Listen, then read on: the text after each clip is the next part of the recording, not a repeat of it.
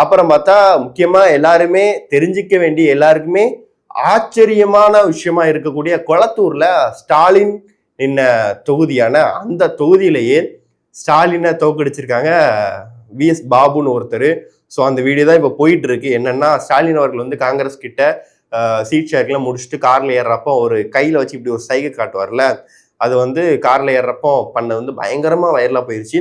So அதை வந்து இப்போ வெற்றி இதுல வந்து அந்த ஜெயிச்ச எம்எல்ஏ இருக்கால டிவிக்கு எம்எல்ஏ, அவர் வந்து இப்படி 2 கை வச்சுட்டு இப்படி பண்றது வந்து பயங்கரமா இப்போ 2ஐயும் மேட்ச் பண்ணி ட்ரோல் பண்ணிட்டு இருக்காங்க. இன்னும் சொல்லப்போனா முதல்வர் வேட்பாளராக இருக்கக்கூடிய ஸ்டாலின் தொகுதியிலேயே ஸ்டாலினை வந்து காலி பண்ணிட்டாங்க, அந்த மாதிரி தான் சொல்லணும்.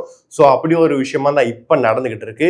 குறிப்பாக சொல்லுவாங்கள்ல, சென்னை வந்து திமுகவோட கோட்டை அசைச்சு பார்க்க முடியாது, காலகாலமாக திமுக தான் இருந்துட்டு வர்றாங்க. அதிமுகவாலேயே திமுகவோட கோட்டையில ஒன்றும் பண்ண முடியல.